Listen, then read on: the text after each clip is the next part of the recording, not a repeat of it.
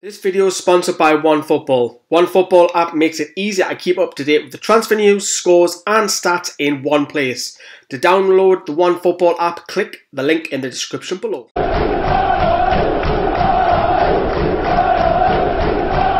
Hi guys, welcome back to Newcastle Fans TV. I'm here with Lee for the review.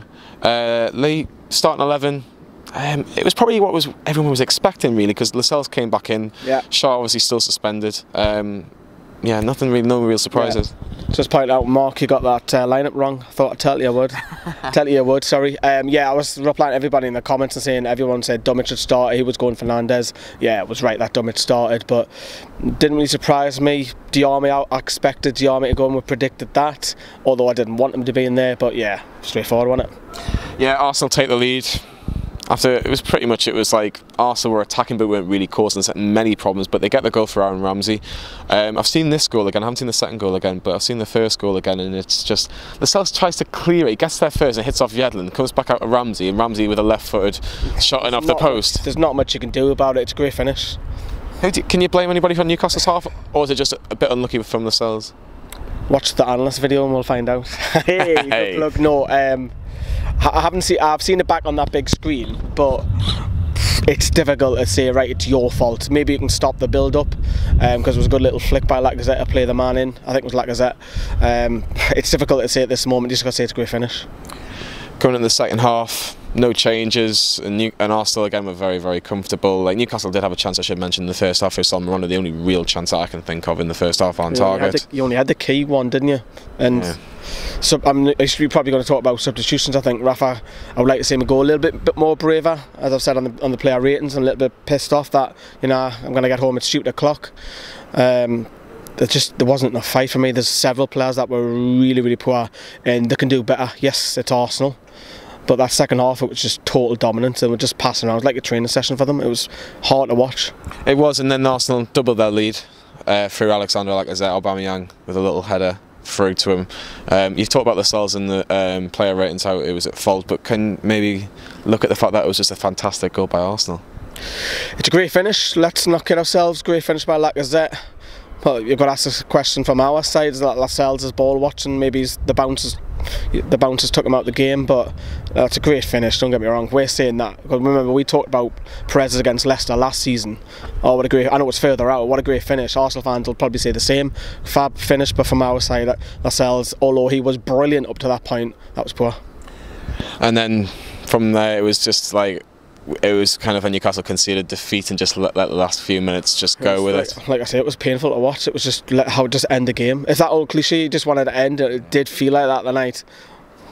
One of those things, but Newcastle unfortunately lose 2-0. Let's see what Rafa Benitez has to say about that. I would say more or less dangerous in the counter-attack, because we have the final pass. We were missing this final pass to make the difference, and we had the chance with Rondon and Ayoze waiting there. So if you don't take these chances, if you are not precise when you regain the ball in these kind of situations against a good team, so you know that it's a question of time that maybe you will make a mistake like we did in the second half and concede the second goal. Before to concede the second goal, I think we were pushing. You could feel the fans, the atmosphere. They were a little bit nervous because still we were in the game, but the second goal made the difference and we lost the game. There's fine margins in all of this, and considering the support you've got or the lack of it, you must be proud in what you're achieving up there. I'm really proud of the players because they are trying very hard, and sometimes we are lucky enough or good enough to get the points, and today it was a big difference between the teams, but anyway I think that we were close enough to be a threat in the first half and maybe to get something in the second half. But when we concede the second goal, they have 2 or 3 situations that they are dangerous, they have pace, they have the ability. I say before, you bring from the bench Aubameyang that is 75 million or something like that, so it's a big difference when you have to define a game, when you have to make the difference in a game. So when you have players on the pitch and after on the bench, that when the other team is a little bit tired, still they can keep the tempo, the pace, and they have the ability at the same time. So it's quite difficult for you not to make a mistake and then don't concede. Would you attach any link from ourselves for either of the goals? Was there a real main thing? No, we win together and we lose together. So we made a mistake as a team and that's it. Is there any kind of worry, Rafa, that because you're so close to being safe, there is a danger of season? No. Because that did happen. I know last season it happened when you were safe, but it did happen to a degree last season. No, I don't think so. If you are asking me what I prefer, to be closer to Cardiff or higher, I prefer to be where we are. So after we can talk about, oh, maybe, but I prefer to be where we are, so be sure that we have the points in the table, and after try to get the next 3 points in the next game, and that's it. And we're back. Newcastle still sits 7 points clear of Cardiff because obviously Cardiff lost in controversial circumstances against Chelsea, just down the road from here. Lee, we've talked about the games at home against Palace and Southampton in the past about being the games that we need to get points from. Fordy thinks we need 2 wins. I still personally think we need 1 more win. 1 more. I think it's as you were. We don't care about Southampton and Burnley. Yes, we do in some aspects, but it's Cardiff that will look. If you offered me 17th now, I'll shake your hand. I'll shake your hand now. It's Cardiff that you're looking at. It's Cardiff results consistently. They were robbed on the weekend. They were. It was shocking refereeing decisions. It's not the first time in this Premier League, so I will stick up for Cardiff for that. But you just want them to keep losing, and as soon as we're mathematically safe, which I do think will come soon, you mentioned those next 3 games, you don't want to suffer too many defeats. 4 points, I think that'll be enough. 3 even. Is it the biggest game of the season on Saturday? I don't think it's the biggest, because if we still get beat again, it depends on Cardiff again. I know you shouldn't look at other people's results, but it's reality. We are. The first thing that we do is look at Cardiff now. But Cardiff have got Burnley.